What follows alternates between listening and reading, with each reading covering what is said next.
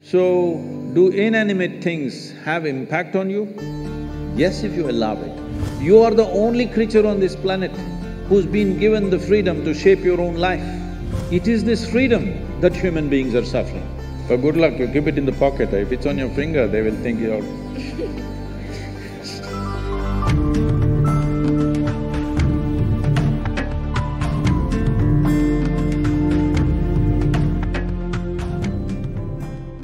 Sir, in the Indian society, when something goes wrong, for let's say someone is not well, so there are three types of people. Ones who go to the hospital, then there are the ones who rush to the temples, and then there are the third ones who rush to the astrologers. So we are actually taught from the beginning that inanimate objects and things around us have the power to control our lives. For example, for example, my mother, when 2 to 3 years back, told me to wear a ring which had the gemstones. I still have it on because, of course, because that's what mom has said. So You need to take it off, otherwise the boys will think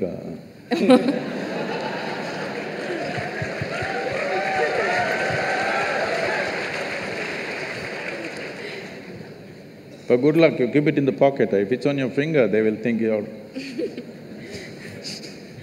See, human life is made in such a way, particularly human life.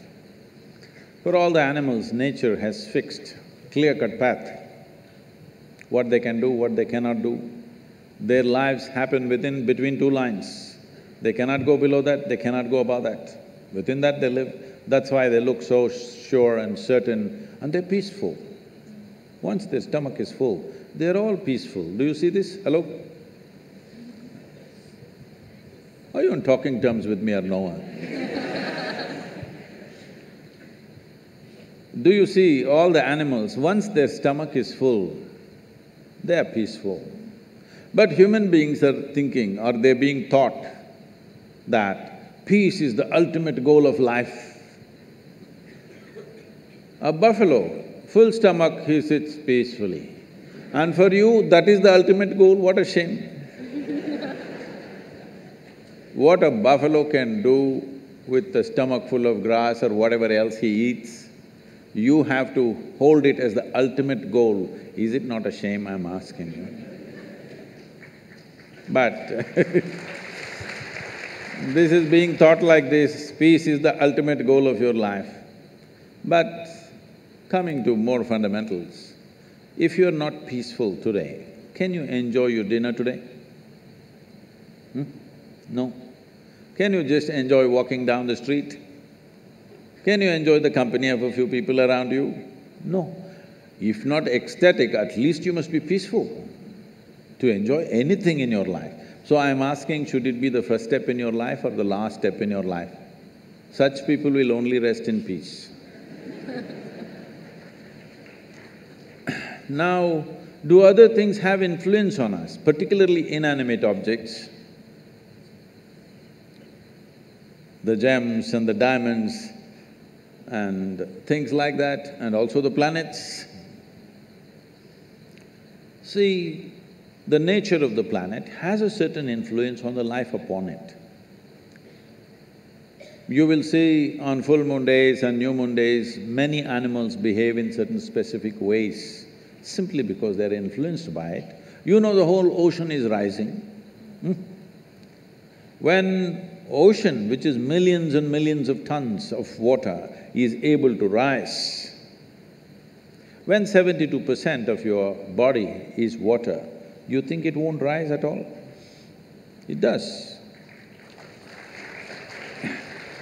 So, I don't know if you're conscious of it, but in India, most people are, not only in India, in anywhere, wherever there are mental asylums and things, they are conscious of it.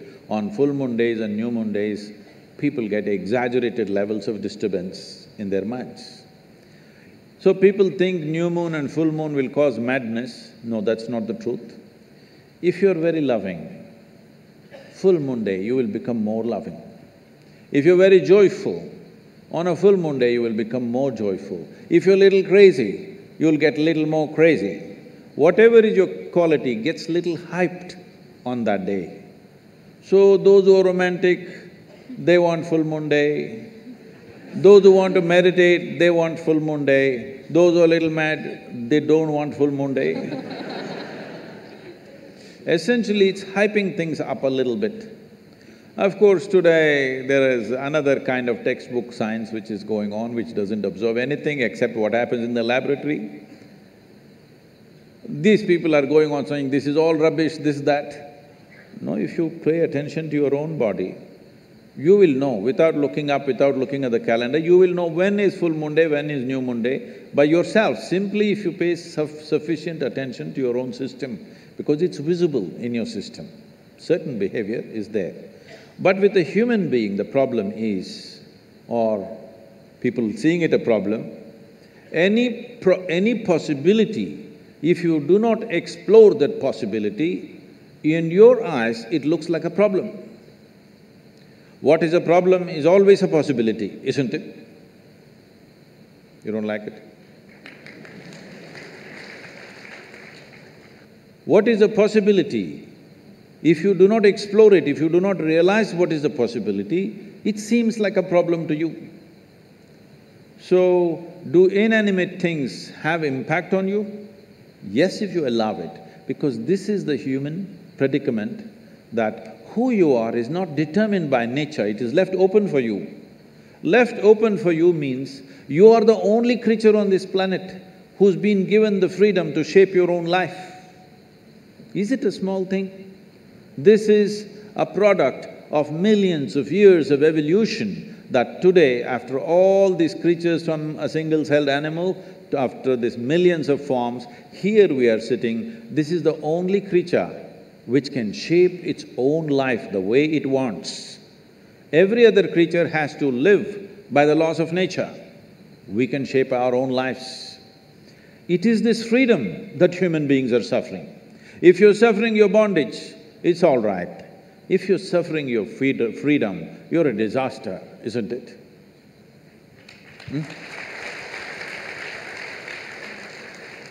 You're suffering your bondages, you're chained to something, you're suffering that, understandable. But you're suffering because you're free. Most human beings are suffering because they're free. They're always trying to bind themselves to something or somebody all the time because freedom scares them. Because freedom is a pathless path. Freedom is an open terrain, there's no fixed line. Because there is no fixed pathway, most people feel terrified. But the highest value in human life is freedom, isn't it so? Hello? In this culture, the highest value in this culture is not God, not heaven. Mukti, moksha, liberation, freedom is the highest value. Established that no matter what you do, you must seek mukti.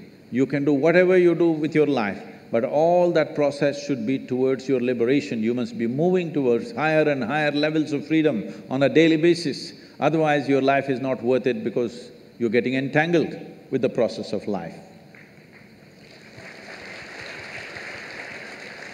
Even if you go to heaven, it's an entanglement. See, I'm sure before you joined IIT, you're still keeping Bombay, right? I see. Before you joined IIT, when you have written your whatever entrance tests and stuff, only thing is somehow I want to get in, because it's like heaven, entering heaven. No matter what, I want to get in, that's the only thing I want. After you get in, see how many problems.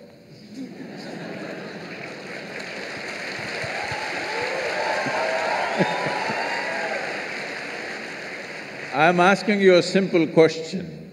Being on this planet, do you have any proof that you are not already in heaven and making a mess out of it?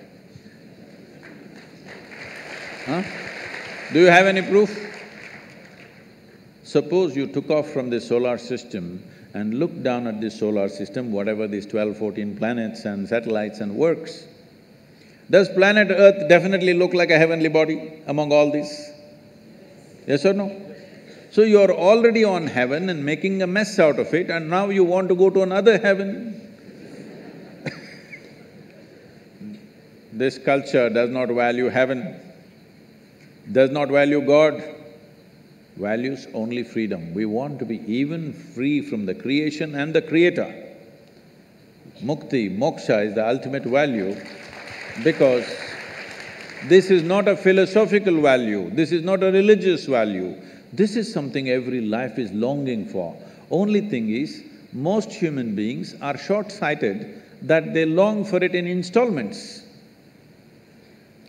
See, whatever people are seeking right now, if they have nothing, they will say, if I get 100 rupees per day, Shiva, that's all I want, that's a prayer. 100 rupees fell. 100 rupees, fine, 3 days, 100 rupees, fine. 4th day, only 100 rupees, Shiva. What's the problem with you? Are you so stingy? At least 1,000 rupees a day. Okay, 1,000 rupee note, is it in legal tender, 1,000 rupee note? Huh? No, okay, 2,000 rupees fell. I don't want to get into trouble with that. Where is 1,000 rupees falling for Sadhguru? Where does he have? No, 2,000 rupees fell. You asked for 1,000, 2,000 fell. Wonderful Shiva, fantastic. After 10 days, only 2,000 rupees.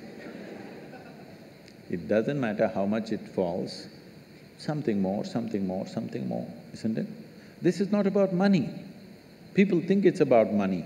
People think it's about wealth, power, pleasure, love, knowledge. No, these are all different currencies. Essentially, you're looking for expansion because you feel suffocated. If we keep you in the same place for too long, you feel suffocated, you want expansion, you want to be something more all the time. Yes or no? Always something more. Will you settle with fulfillment? No, you will look at the other planets, you look at the new galaxies. So there is something within a human being which wants to expand limitlessly. That means it wants to be free, nothing else. Looking at this carefully, observing the nature of the life within, that it wants to expand in a limitless way, the only thing it is longing for is to become boundless. That means it's seeking freedom. That is why in this culture we established the highest value is mukti or moksha, which means liberation or freedom, not heaven, because heaven is just another place. Maybe little better accommodations, but same trouble after some time, isn't it?